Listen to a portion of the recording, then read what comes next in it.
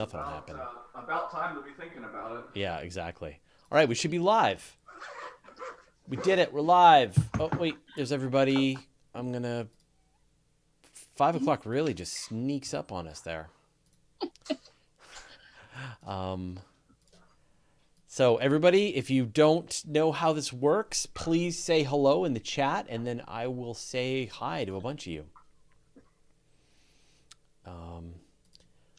YouTube is not receiving enough data. That's all you get, YouTube. That's all I'm going to give. Let's see. Nope, pop-up chat still doesn't work. All right. So, yeah, I'll give people a chance to say, more people a chance to say hello. Say hello. Tell us that we exist.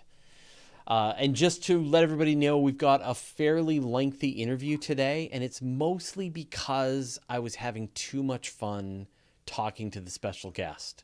So I'll try to be wary of the time. We'll need to wrap this up, the main part of the show, at about the halfway mark, and then we'll switch over to the actual interview. But it was just too much fun. And our guest, the special guest, comes from my island, so we had stuff to talk about being on an island. Yeah, no, we're not that remote. We've got 37 cases in British Columbia for coronavirus as of today. A total of 80 in Canada in total. But we are right on the other side of the Washington border, which is the hot zone. So yeah, you guys are probably handling it a little bit better than we are. We are. It looks like we are a little more prepared. We have a lot better testing infrastructure than I think you guys did. If there's one thing that seems to be a big problem, it seems to be the state of testing in the U.S. I was listening to some interviews about how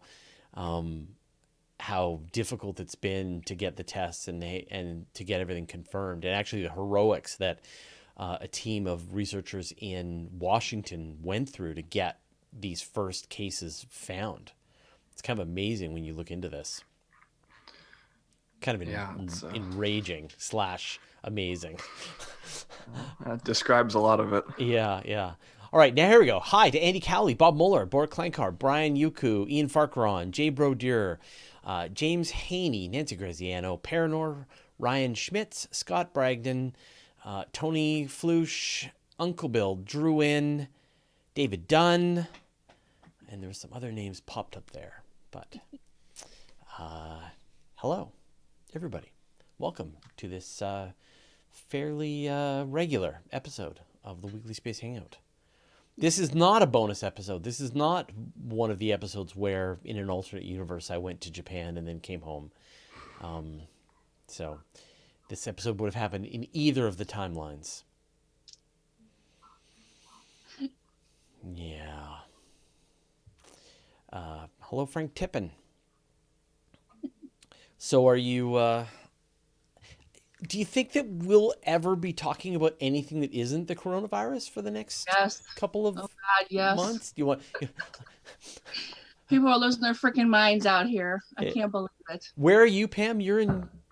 I am just about 30 miles west and a bit north of Los Angeles, California. Yeah, right. You're in California. Yeah. Unbelievable. Yeah. Really? Wash your damn hands. It's good. You wash your hands. Yeah. Yeah. Yeah. Yep. I don't. I think this is going to be this will be what we talk about. I hate to say it, but I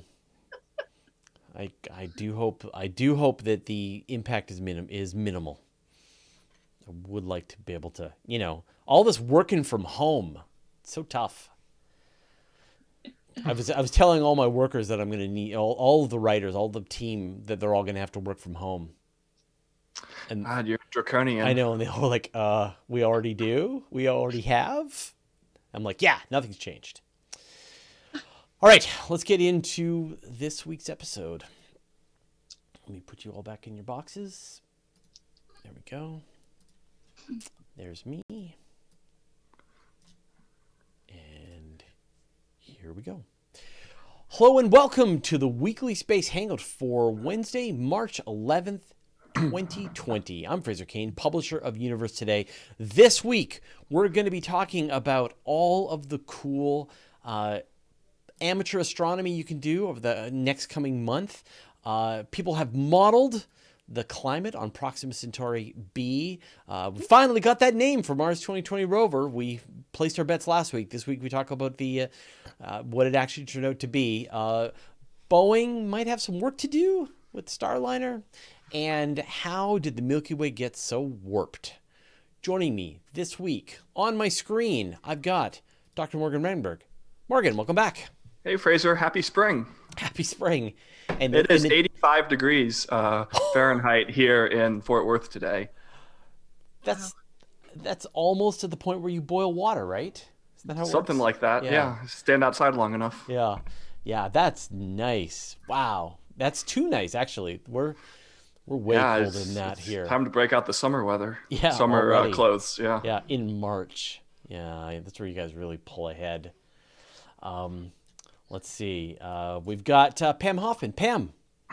Always nice out here in Southern California. Yeah, you guys all have the good weather, don't you?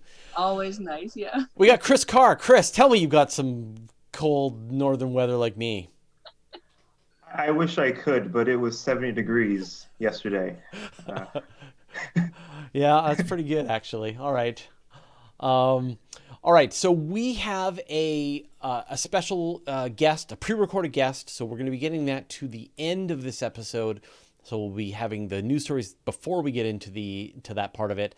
But before we go any farther, I just want to remind everybody to, if you like the show, if you want to be part of this incredible community, go to wshcrew.space.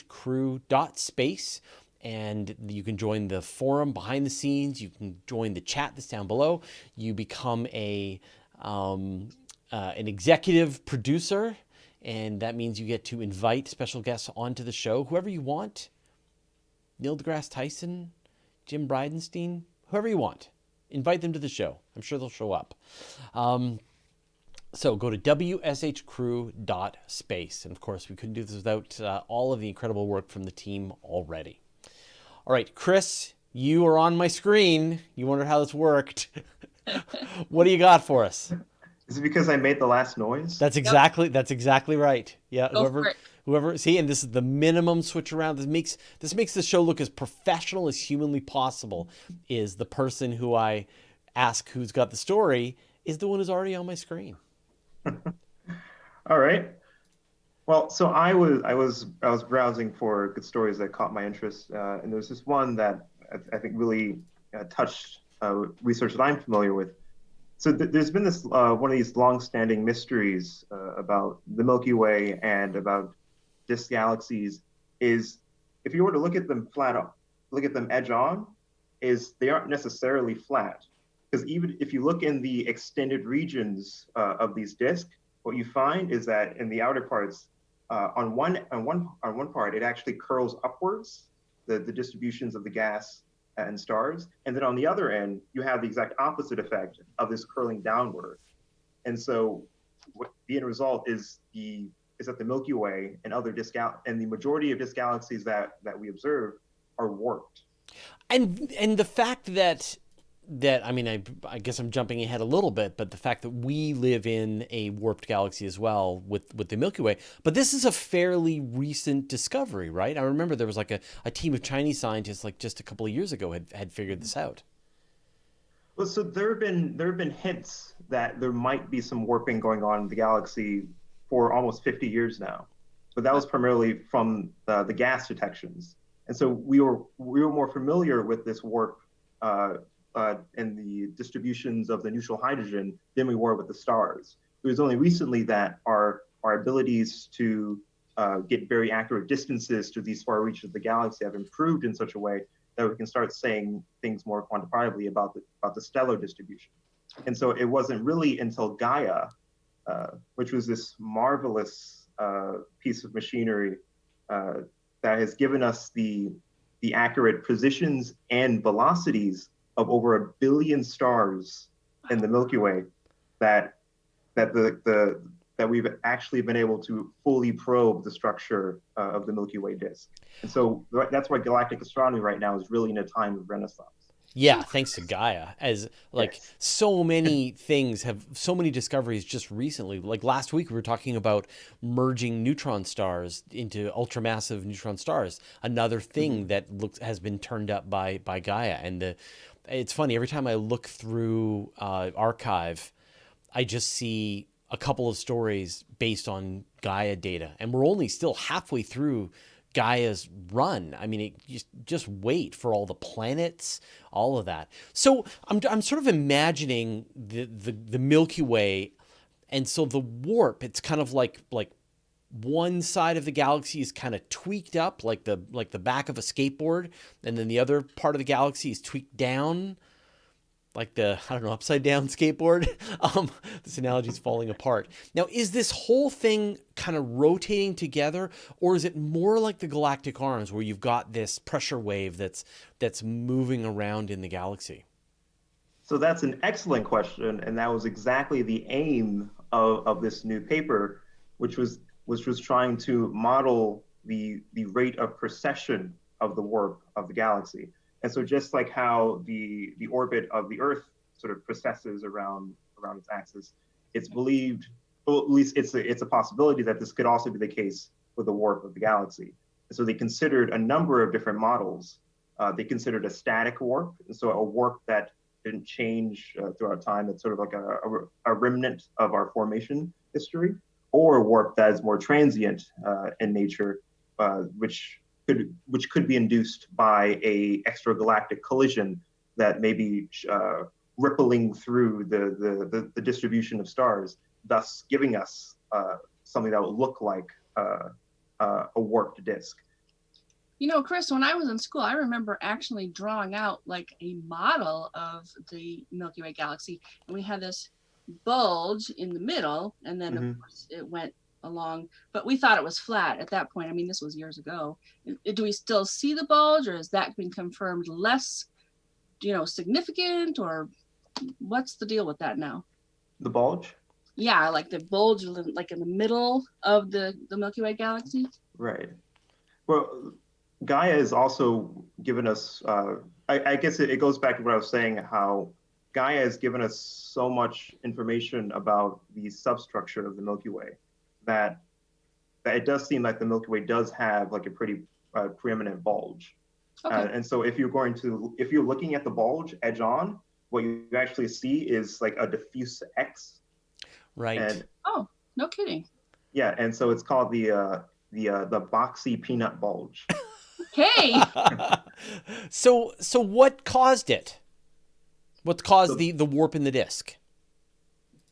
Okay, and so back to what I was saying about the different models about where the warp came from. If it's like a static feature or a transient feature, this can tell you about the where the warp came from. And so there have been many ideas about where the warp may have came from. Some ideas talking about like this may have something to do with the dark matter distribution around the galaxy, and about a clumpiness in the dark matter substructure that may be pulling on one edge of the galaxy more than so on another. And so that would be more consistent with a stable warp, a warp that's non-changing, while something akin to a collision is more consistent with a transient warp. And the results of this paper is that their model is more consistent with a warp that is transient in nature and not one that is static.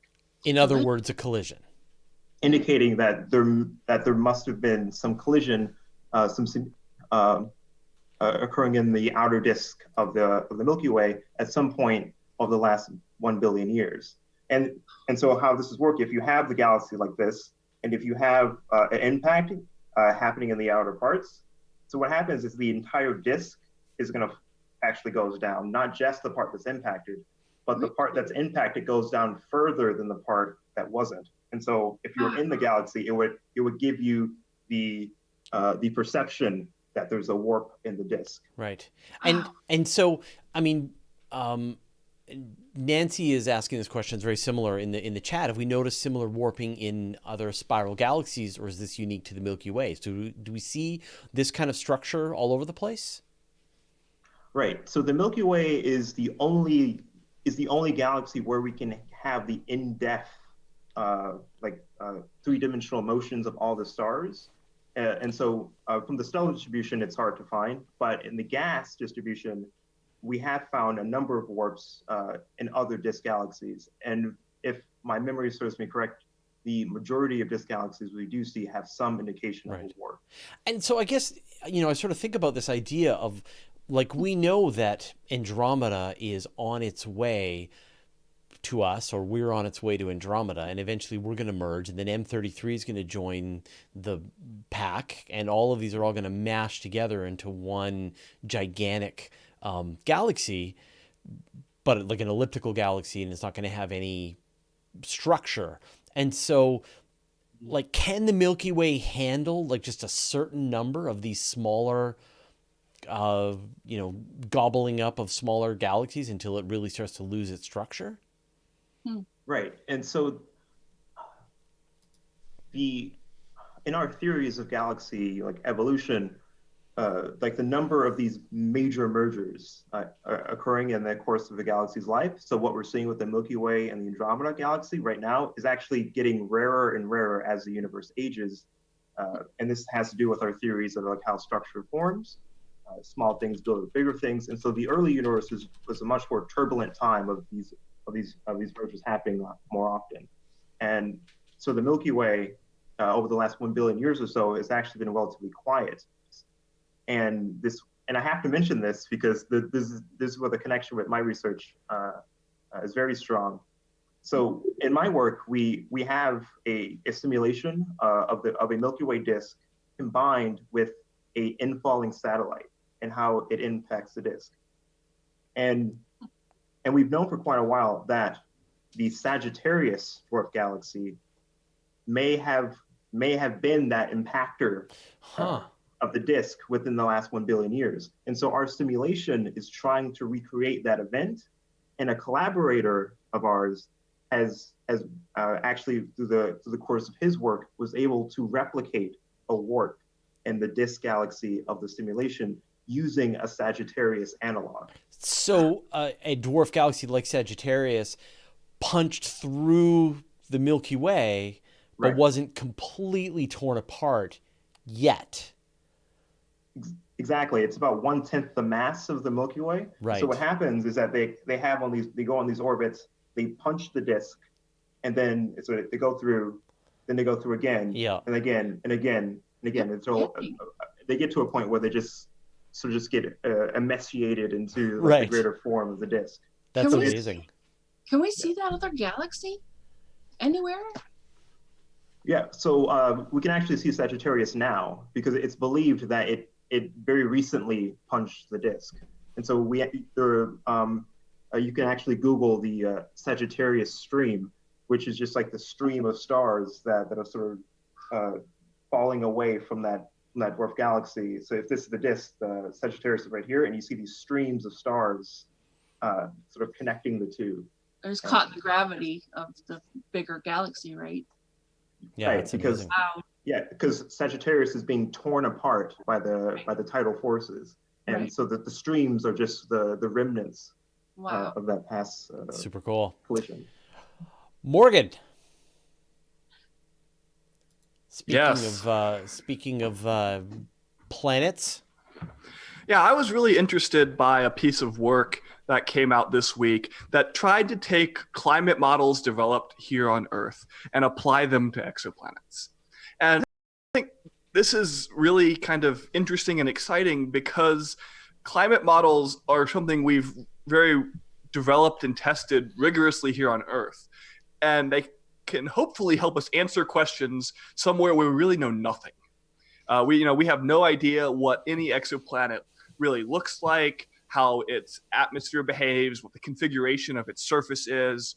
And if we can use these models that we've in some way been able to validate with like the one known test case, we might be able to infer a little bit about what's happening elsewhere. And so what they did is they took one of these legacy climate models and they started to modify it for use for other planets. And this actually turned out to be like the heaviest lift of the whole process, because these are models that have been developed for decades. They're mostly written in Fortran. And they're over, since the Oh. 1970s, as these things have been built up, tons of like little bits have wormed their way in that just make these implicit assumptions about the Earth. Like you might hard code in the value for gravity, for example, because, in 1970, there are no other planets. You're not concerned about the fact that you might one day apply this to another star. So they had to go through and they had to sort of pull out all of these places where implicit assumptions about Earth had been baked in and make those adjustable parameters. And so then they took that and they applied it to Proxima Centauri b, which is the closest exoplanet to Earth. And they ran basically 4 different configurations of the model. And they did this because, like I said before, we really know nothing about what these planets look like. And so they did 2 versions of the model. And if you have the webpage up, Fraser, there's some amazing animations that you might want to play. They did 2 versions of the model, assuming basically a water world where you had totally a water liquid surface. And they did 2 versions of the model where they assumed that there was land. And of course, we have no idea what that land might be. So they just superimposed Earth's continents on Proxima Centauri b, because that's as good a guess as any other random configuration. And one of the important things to know is that this planet is tidally locked. And so the same part of the planet faces the star, Proxima Centauri, all the way through the orbit. And so they ran those 2 ocean models, one assuming there was no circulation at all. It was just like static water, and one where there was circulation happening. And then they ran 2 models with the land, one where the Pacific Ocean effectively was pointing towards Proxima Centauri, and one where Africa was pointing towards the planet. And they let these things evolve forward, and they looked effectively at the temperature of what they were seeing. And what they found, I would say, is not encouraging, because they basically found that basically any small changes that you make to the model had dramatic results on what you saw. And so we saw everything from a planet that was essentially covered in ice with only the sort of subsolar part being liquid, to a planet that was mostly liquid ocean, to a planet that had most of the land under ice, to a planet that had most of the land not under ice. And so, of course, only one of these or none of them can be right. And the fact that, making rotations of like where the continents are would be the difference between mostly an ice planet and mostly not an ice planet. Right. Means that this is a failure. Like we can't really infer properties of exoplanets based on even these very sophisticated supercomputer models, because there's just too many unknowns. And maybe that's not surprising, but it's disappointing that at least with the generation of models we have now and the remarkably little information we have about what these surfaces look like, you kind of just got to throw your hands up and say, right. Oh, well. Well, the thing that's interesting, I think up until this point, it was generally assumed that if you have a tidally locked planet with one side always facing the star, then you would end up with one side being boiling uninhabitable and the other side being completely covered in ice, utterly frozen. And I think what these models do show is that energy is transferred, that warmth is transferred to the backside of the planet, and cooling is brought around to the front side of the planet. And so you can end up with situations where it is habitable. You just don't know which ones you're looking at. Which right? ones or where or why. Yeah. Or it depends on depends on ocean depth, depends on currents, depends on continent size, location, how big are the seas, on and on and on and on and on. So could they even start from scratch knowing about just the planet out there? I mean, it's so far away. That's what, 4 light years away? Yeah. Right. So all they could really fill in are the kind of basic physical parameters. We know the solar output of Proxima Centauri. We know the difference between them. We know the size of Proxima Centauri. In the future, with a telescope like James Webb, we might be able to input some more specific information about the atmosphere. And that could prove to be a pretty important constraint on these models. For example, if we knew that there were likely to be a lot of clouds or not a lot of clouds, that would remove a whole swath of parameter space for investigation. But right now, as with most planets that are transit planets, we know these like bulk parameters. What's the mean density? What's the mean size? Got it. Maybe doesn't have an atmosphere or not, but very little about what that atmosphere is composed of. Okay. Yeah. If they're trying to learn about the atmosphere, would they have would future telescopes have the resolution to do spectroscopy? Yeah, so the the ones that are in the works right now is there's a telescope coming out called Ariel, which is going to be launching in 2028 from the European Space Agency, and they're going to have the ability to do spectroscopy on the atmospheres of many exoplanets. James Webb will be able to do it in specific cases, depending on the star, depending on whether it sort of works well into the kinds of things that it's designed to observe. Those are your two main machines. And then a bunch of the ground-based telescopes, this next generation of super telescopes, like especially the extremely large telescope, which is coming from the European Southern Observatory. That's going to have the ability to directly observe exoplanets. So we are, obviously James Webb is going to launch like next year. So, that one will put us in the ballpark within a couple of years. And you have to imagine that Proxima Centauri is going to be a high priority target because obviously of how close it is. And so in some ways, we will know as much or more about Proxima Centauri b as virtually any other exoplanet. And so it makes sense why this team decided to choose that as their modeling target, because people will keep coming back to it with every new gizmo and finding out what happens. There was this quote that Jim Green from NASA said about 6 months ago, where he said, "We're not prepared to find aliens."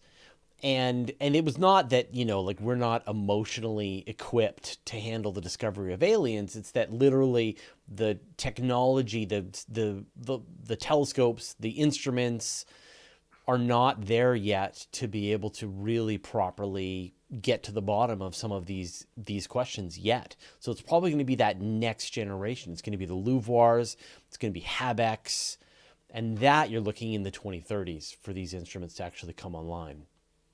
Gosh, it's so exciting, isn't it?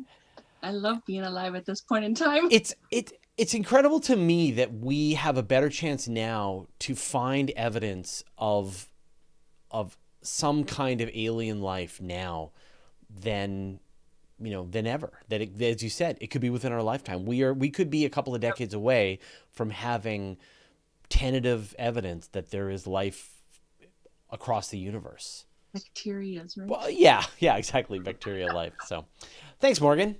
All right, Pam, you're on my screen. What do you got for us? Awesome. So, as you know, I like to talk to you about stuff you can do from right where you are usually. And there's a really interesting conjunction coming up. It's Wednesday, March the 18th. Mars and Jupiter, Saturn, Pluto, and the Moon will all be visually close together, but really they're far apart. And it's going to be before sunrise in the east.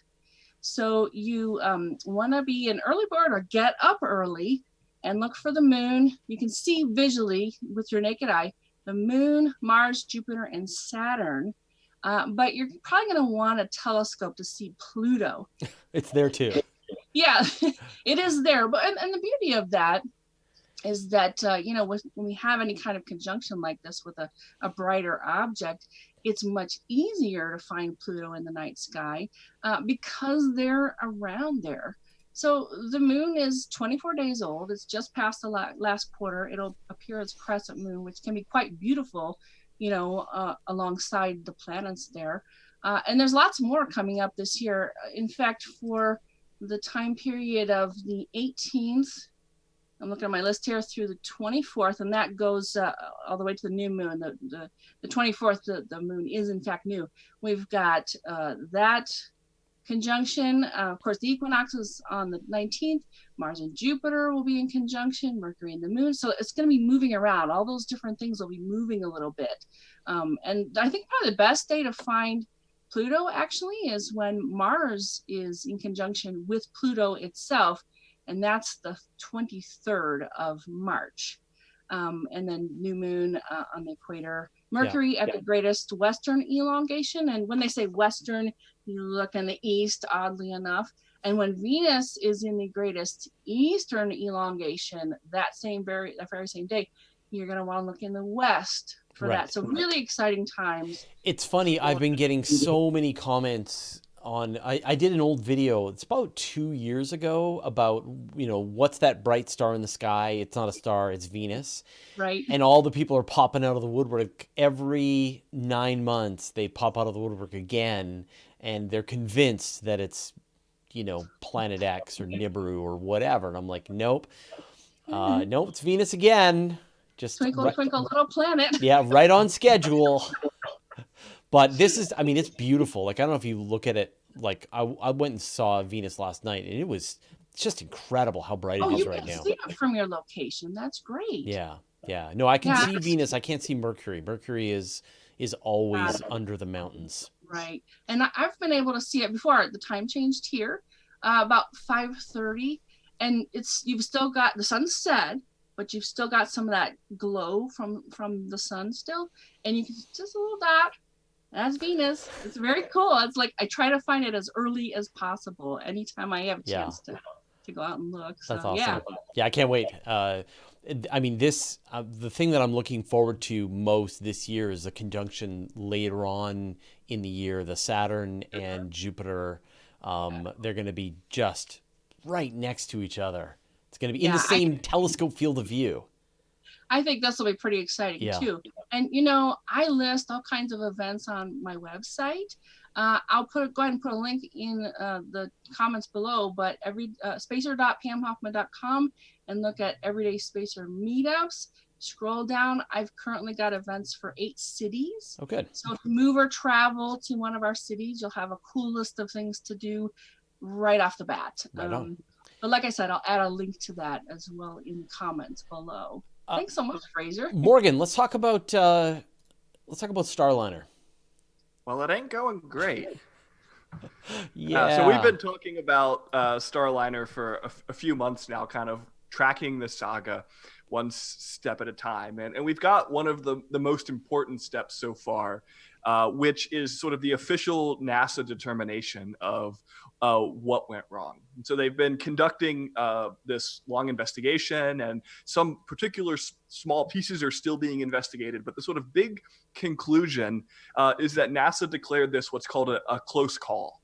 And that sounds awfully sort of laissez-faire, but that's actually the second most serious NASA designation behind loss of mission, which is what would have happened if it pancaked into the ground or something like this. And this means that they were very close and had a legitimate possibility of having, like one adverse event would have created a loss of mission. And so that's, sort of scary for NASA. And so they've gone through and they've identified 61 specific things that they're going to require Boeing to address before they sort of take the next steps. And they're not even talking yet about whether or not they're going to require Boeing to fly another test flight. It seems almost impossible that they would not.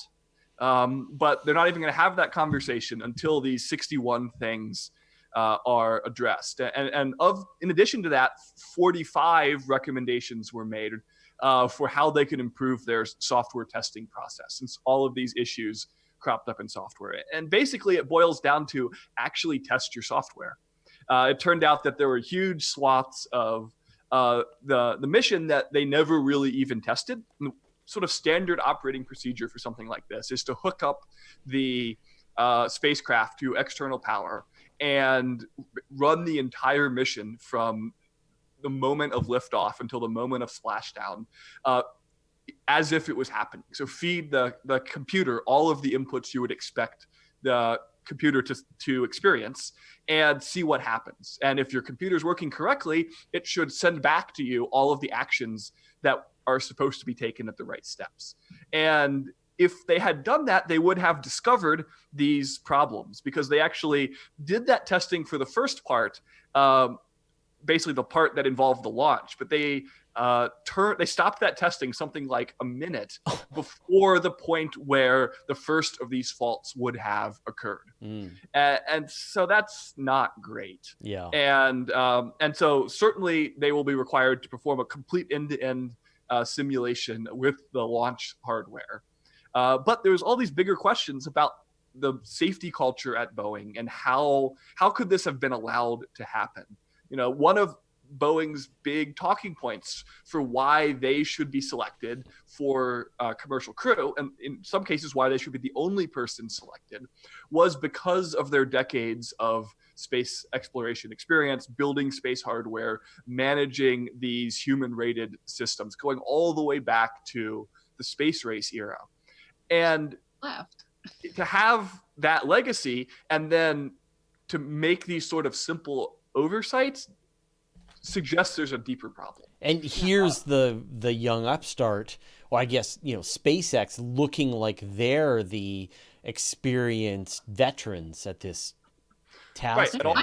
They might be, because Boeing got out of this business ages ago. I used to work on the Delta program, and talk about crazy. They had an explosion. We've had an anomaly.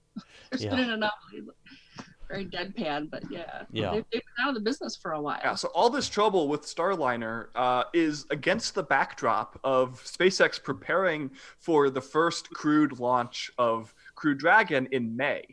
And so we're steadily moving towards seeing the successful fulfillment of the commercial crew contract by SpaceX. And at the same time, we're still trying to sort out, you know, can Boeing even sort of complete the steps in the right order? Yeah. Much less can they do them right or do them well. I think it was you a couple of like a month ago or so that we were talking about how clever this multi-company provider idea was, and how well this has actually worked out for NASA in the long run, and that the architect of this idea has now moved over to SpaceX.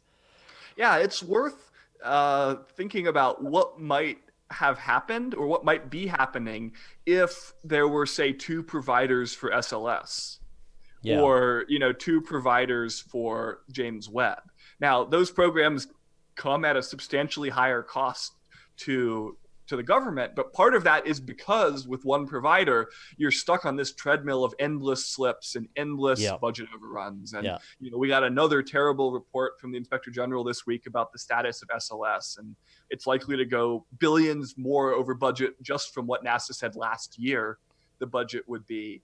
I kind of think that if NASA has their head screwed on right, that this commercial crew model will be the model moving forward for subsequent programs. It's already the plan. Seeing that a little bit for Artemis. Yeah. Even beyond Artemis, the idea of making companies buy in themselves. You know, Boeing and SpaceX had to put up their own money to develop this technology, and saying, well, if you ain't first, you may be no one.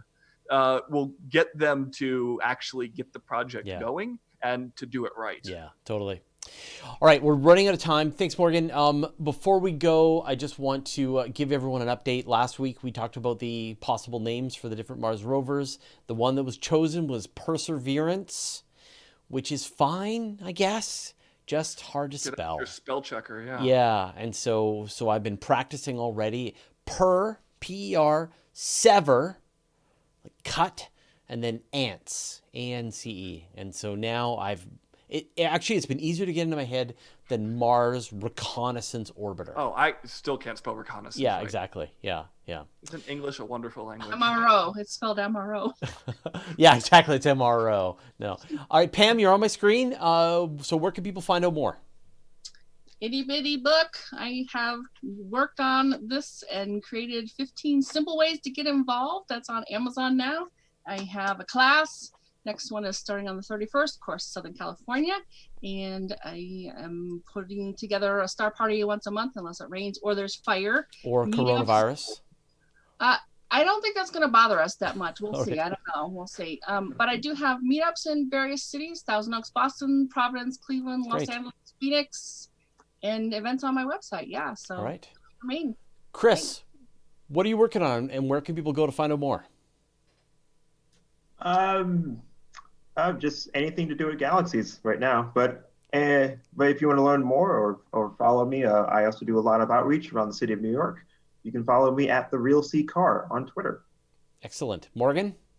MorganRenberg.com is the website. You've got 1 week left to see my space exhibit Launchpad at the Fort Worth Museum of Science and History. And then I will disappear off the face of the Earth for a month as we rush to get our next exhibit, Project Planet, installed, all about the science of climate change and what we should do about it. I thought you were going to say honeymoon. Yeah. No time for that. Got it. All right. And of course, I've got a new episode dropping in a couple of days all about water worlds on my channel. So Universe Today on all the things. Now, everyone stick around. We've got our special guest interview that I'm going to run now, but the rest of my co-hosts are now free to head out. So I'm going to give them a chance to all wave goodbye. Ciao. Stay healthy. All right. Bye. Thanks, guys. We'll see you in various upcoming weeks. Take care. Bye-bye. No matter what happens, the Weekly Space Hangout will be able to continue on. Right on. All right. All right. Let's get on with the interview. Bye. It's me. Weekly Space Hangout is Professor Jon Willis from the University of Victoria, which is on my island. Jon, welcome to the Weekly Space Hangout. Thanks for having me, Fraser. For people who may or may not know, of course, I live on Vancouver Island. I live about halfway up Vancouver Island, and Jon, you're down in Victoria. Yeah, I'm down at the bottom. That's right. It's a big island, though. So Yeah, I'm in the sunny half. Yeah, no kidding. Yeah, I'm on the rainy half. So who are you and what do you do? Okay, well, I'm an associate professor of astronomy at the University of Victoria. And so that means my job, it says in my job description, is essentially I teach courses to undergraduates on all aspects of astronomy. I do a lot of research on very wide topics. We'll probably end up talking today about cosmology and astrobiology. And I do an awful lot of outreach. I enjoy telling people of all kinds of backgrounds, all kinds of stories about the universe. Now, there was an article that you had written for the conversation that kind of caught Nancy's attention, and it's something that had made the rounds a little bit. And this is talking about an interesting galaxy cluster that was unusually bright early on, active. So essentially the way I picture it for people is to say, some people have heard the analogy that a galaxy is like a city of stars, right? And we're in the sun, we're just one house in that city. Well, what I study are clusters of galaxies. And using that same analogy, I like to tell people that a cluster of galaxies is like a city of galaxies, okay? And then people say they can imagine that in their head. And then I say, imagine if you were an archaeologist, though. Wouldn't it be amazing if you had a telescope that you could look through and you could see the world's first cities? You could see, let's say, Jericho, or you could see something like that. And you could peer through the telescope, right? And you can see people going about their daily life, let's say 7,000 years ago.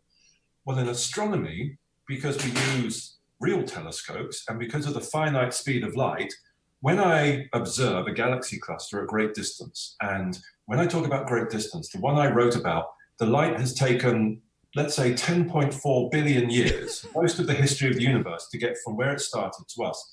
So when I look through my telescope, I'm looking back at this city of galaxies as it looked 10.4 billion years in the past.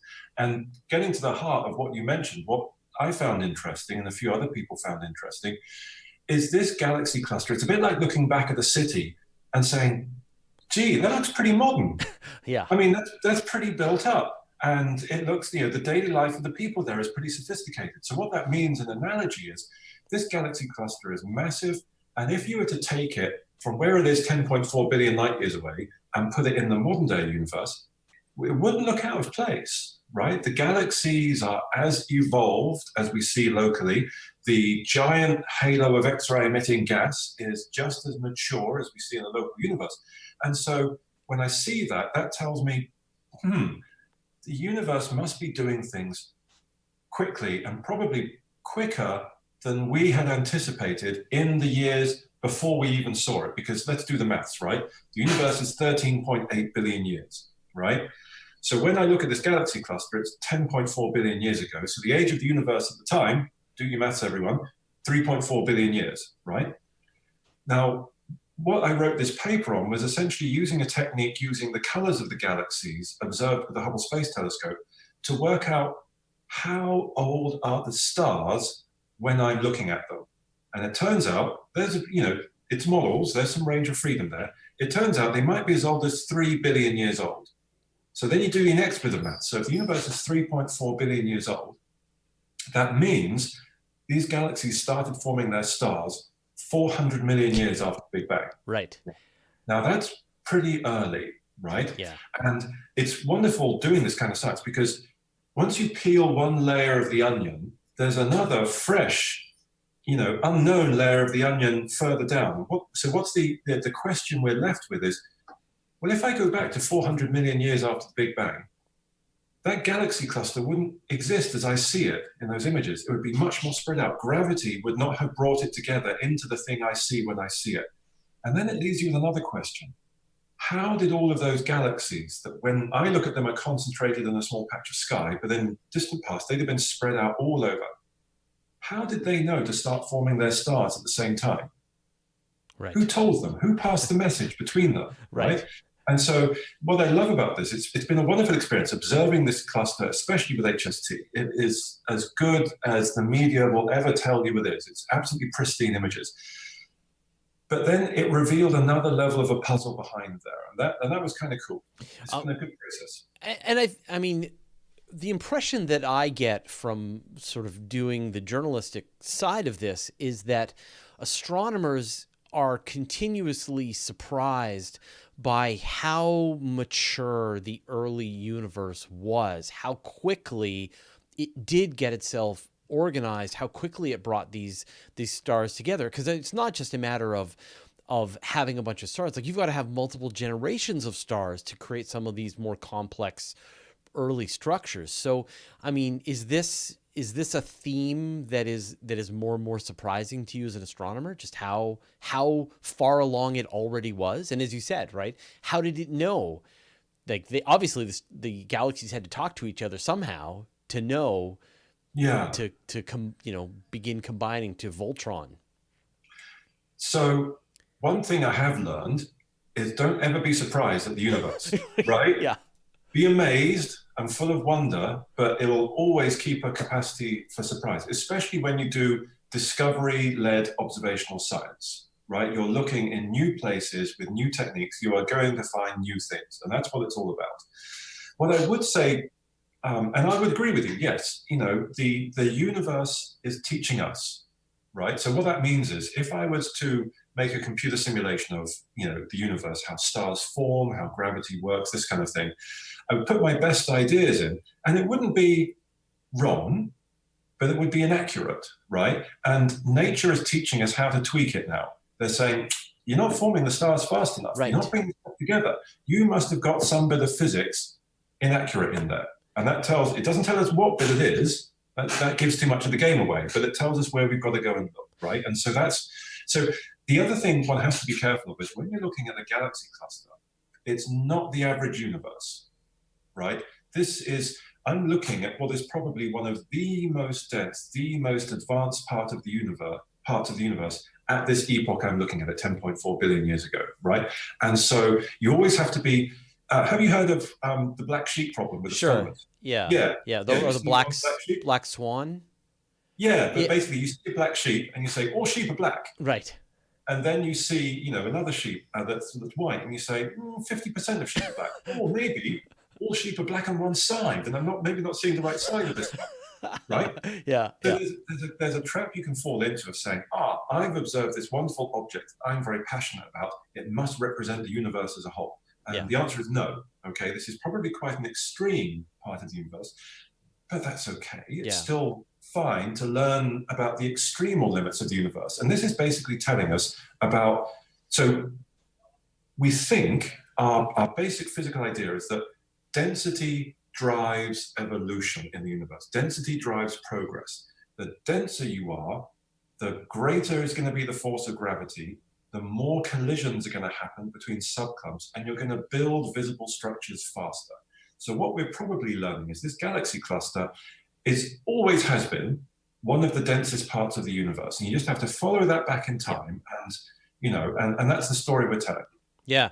And I think that, this is going to lead on to the second part of the conversation, because essentially, as we know that here on Earth, the Earth is 4.6 billion years old. The universe has been around for almost 14 billion years. We are late to the party. We missed the fun. And in terms of the age of the universe itself, and yet life, the moment it could, formed here on Earth. And so here we are now starting to really start to look out there, farther out into the universe, wondering where the life is. And the more mature, the more advanced, the more cohesive and together the universe was, the more complex elements that had already been formed, the more this puzzle deepens, which is back to the where is everybody? Right. Right. I mean, it's an interesting conjecture. Of course, our ability to search for life, even on exoplanets, extends out within a tiny fraction of the size of the Milky Way. So when we are searching for life in the universe, I often have to bring people not quite back down to Earth, but back down to the Milky Way. I show them a wonderful image of the Hubble Deep Field. Galaxies everywhere, stretching off to almost infinity. And then I pick one particular galaxy and I zoom in on it and I say, pretend that's the Milky Way. And then I draw a tiny little circle around one outer spiral arm that covers a tiny fraction of that Milky Way and say, that's where we're capable of looking, right? But having said that, you're right. What a wonderful idea to think about, to look at these. So we see these galaxies in this cluster 10.4 billion years ago, right? So there are stars there, profusions of stars, right? And some of those stars are 3 billion years old, right? And so, you can do the maths. You can say, okay, earliest evidence of life on Earth arose 1 billion years after the formation of the solar system. So does that mean life might have been going in that galaxy cluster for 2 billion years, right? Yeah. Which would put us kind of in what some biologists call the boring billion, right? We've got photosynthesis, but we haven't got eukaryotic organisms yet, right? So we're basically still completely microbial, right? But no, it's a wonderful thought, because one thing I started this article in the conversation with was asking the reader to imagine looking out at the night sky from a planet going around a star in a galaxy cluster, right? Because on a dark night, if you're in a wonderful spot and you've got good eyes, you might see Andromeda, right? And if you're in the southern hemisphere, you'll see the large and the small Magellanic Clouds. But if you lived in a galaxy cluster and were reasonably dark adapted, you might see 40 galaxies, right? As bright or brighter than Andromeda in the night sky. It would really be like living in a planetarium. Yeah, right. Amazing. So there's wonderful imaginative exercises when you do this. I think of the version of that, but you're living inside a globular cluster, and then just seeing bright Betelgeuse in all directions, and just what that would involve.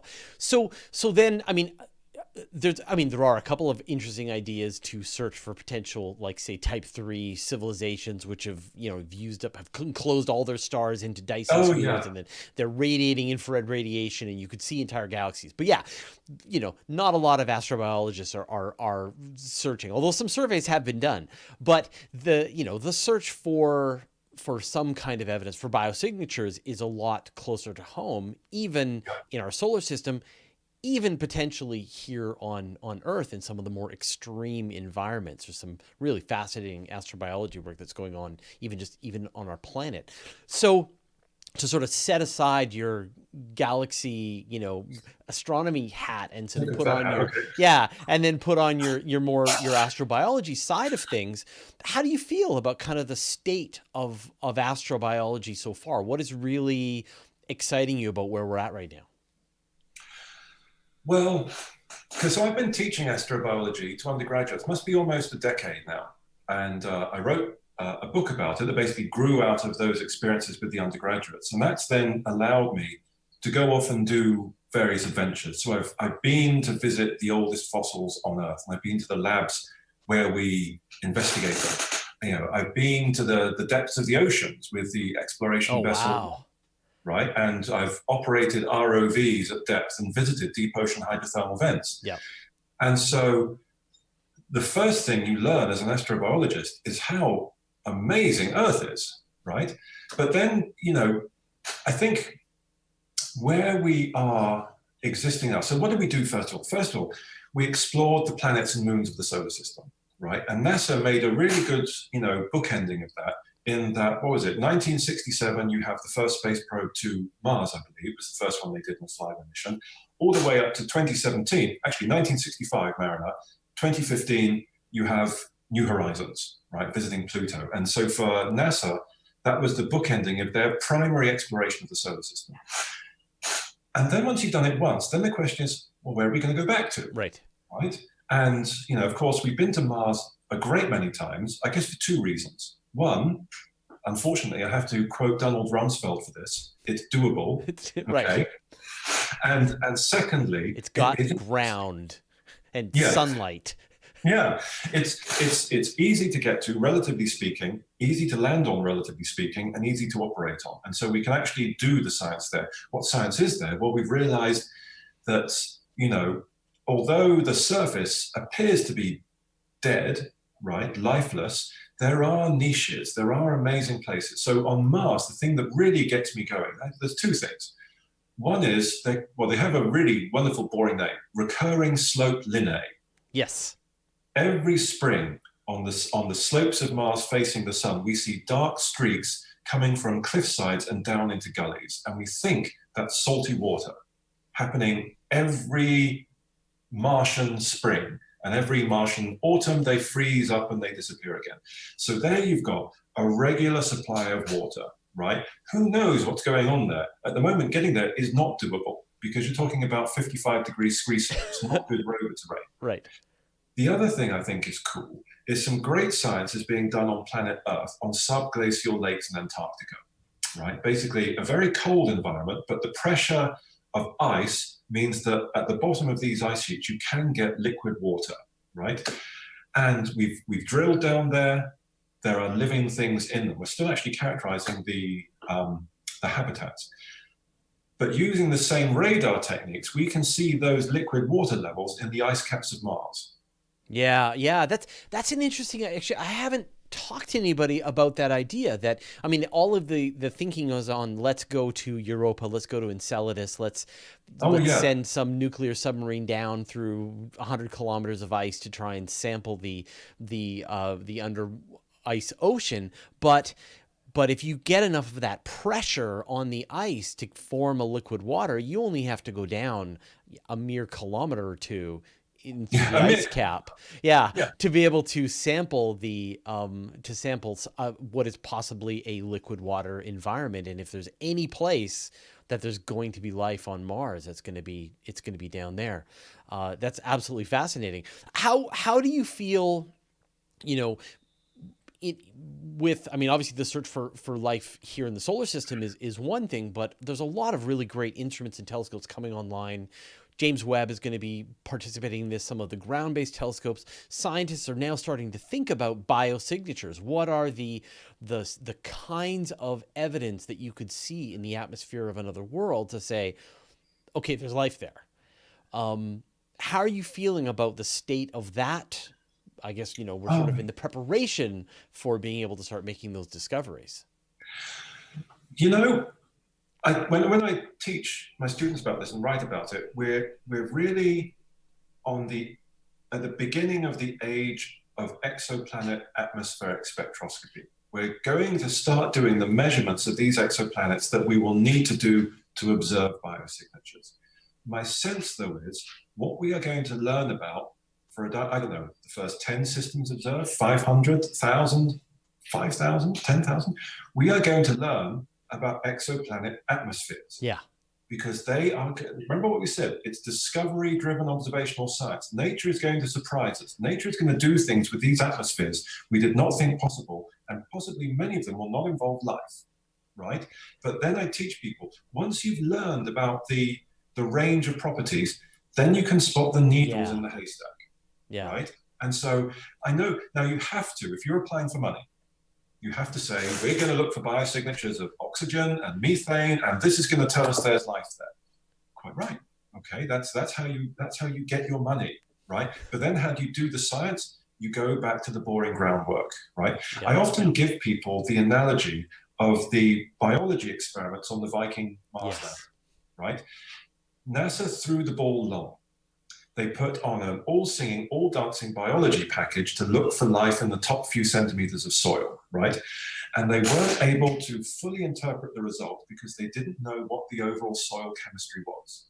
And they realized that once they'd gone there and taken those measurements. And so then they actually did a very sensible thing. They took a step back and they said, okay, let's start observing the environment and learn what's going on there. And so I'm very excited about, exoplanet atmosphere spectroscopy. But I'm also realistic that, and also learning about exoplanet atmospheres, life or not, is going to be amazing. Yeah. Right? Yeah. You want science fiction, you're going to get amazing science facts, right? Yeah. And but then once we've looked at, I don't know how many, 5, 10,000? Yeah. You're right. Then we're going to see the needles in the haystack. And those are going to be the ones where somebody's going to say, something's not right there. I can't make that atmosphere happen. Right. But I always tell, those I work with as well, as an astrobiologist, life has to be the explanation of last resort. Yes, it's right, because it can always be explained by aliens. Yes, everything can be done by aliens. Right. But you've got to start with what can nature do with just the building blocks we know are there. Yeah. Nature does very interesting things. Yeah. Right? Now, of course, it's very different in the media because the media, bless them, want life to be the explanation of first resort. Right, and that has not changed. Right, I show my students slides. I show them the front page of newspapers from the early part of the 20th century, so early 1900s, where one newspaper has a great vegetable eye on Mars, like the Eye of Sauron. Right, and this is how the life has had to grow to keep an eye on all of the canals that Percival Lowell saw on the surface. Right, and newspapers even take the names of astronomers and make up completely fake stories assigned to them. Yes. Right. And so I also say there is nothing new under the sun. Yeah. I think that's a great, it's like giving people that patience. I mean, there are these amazing new missions that are coming, like even just the Cheops mission that just did first light. Its only job is to characterize exoplanets, figure out all the ones that are known and figure out their radiuses and their orbits. And that alone is incredibly useful. And then you're going to get these follow-on missions like Ariel, which will try to start actually detecting the atmospheres and getting some of this additional information. And suddenly, as you said, you know the chemical characteristics of hundreds, thousands of planets. That alone would be a boon to science. There are answers to questions that scientists have been wanting to know for 100 years, and that suddenly now they're going to get these answers. And the icing on this cake is the possibility that one of those atmospheres is going to be weird, and it could, and then there could be a whole follow-up mission. I mentioned I did a recent show and I said, we may find some really interesting atmosphere on some planet, and then there's a whole mission that's only job is to watch that planet 24/7, slowly teasing out more and more details about it. And now you have astrobiologists, and eventually you have, people who are Proxima centibiologists whose only job, they've gone to school and they've got their doctorate just in studying the atmosphere of Proxima Centauri, and so on and so on. It is a journey. We are on it, and I can't wait to see where this all goes next. Absolutely, right? Yeah. The one thing you did ask me about, I just wanted to pop in. So you're right. There's so many cool things going on in the solar system. My own personal favorite is Enceladus, right? But I just wanted to also say, I don't know what this exploration will find, but it's really entering a very cool stage, right? To me, one of the best examples of that is going to be NASA's now going to start flying drones on these planets. Yes. Right? So Mars 2020 is going to test a drone on the surface of Mars, which is very low density atmosphere, but not that low a temperature. But what's amazing is they're going to try and fly a drone on Titan, right? So a much thicker atmosphere, a little bit thicker than our atmosphere, but way colder, right? Very different engineering challenges. But how amazing is that going to be to look at a time-lapse movie of a drone flying over the surface of Titan? Stuff, you know, because we grew up seeing amazing space exploration, and yet there are still people out there whose imaginations are not exhausted, right? There's still more to come. Yeah. Yeah. No, it's funny. Whenever I talk to people, they always feel like they missed all the big stuff. And then I will rattle off 30 missions in development in various stages of flight and development. And they're like, okay. Yep. It's still exciting. So, Jon, if people want to follow on what you're working on, where can they go and see what you're doing? And if they want to take your class? Oh, right. Well, the class is an easy one. So that's every fall in University of Victoria, Astronomy 201, the search for life in the universe. Just need to be second year standing. Okay. And I guess that I'm not a big blogger or this kind of thing. Essentially, what my next thing is, I guess I can be crude and vulgar. So here's book Please number do, one. yeah. A little to Right. the side. The camera can't see it. There you go. So book number one is What is Astrobiology? Right? All These Worlds Are Yours, the search for, the scientific search for alien life, okay? As we were talking earlier, book two is going to be What Does an Astrobiologist Do? Perfect. So that's where I'm really going to tell people the stories about, you know, when the alarm goes off at 6 a.m., what's an astrobiologist doing? Well, they're actually on a research ship in the Eastern Pacific, or they're examining fossils in Western Australia, these kinds of environments. And so that's actually the next year. So starting in July, I've got this wonderful event in the life of a professor. I'm on sabbatical, which means most people actually I talk to, they think, so you're going to just sit in your office and smoke a pipe for a year? No, not all of it. So essentially, I'll be sat here writing that book, encapsulating the experiences I've had over, really, I guess, since I finished the first book, so 2016 to 2020. I'll be writing about all of those adventures I've been doing astrobiology. The other thing is, if you're watching this and you're on Vancouver Island, right, come down to Victoria, get involved with the Café Scientifique. This is a public science talk series I host that's at a local jazz bar, Herman's Jazz Bar. And the wonderful thing is we have all these great speakers, but no slides, right? So it's all good and old school. You just have to entertain the conversation. So Fantastic. There's some good connections out All there. right, I will. Since this is on my island, I'll come down and hang out and do an edit. It sounds great. And of course, when my daughter goes into to UVic, I'll encourage her to take the class. It sounds great. Yeah. All right, Jon. Again, thank you so much for taking the time to chat with us today. If you do find aliens, please let us know. You'll be the first. All right, thank you. See you later. Take care.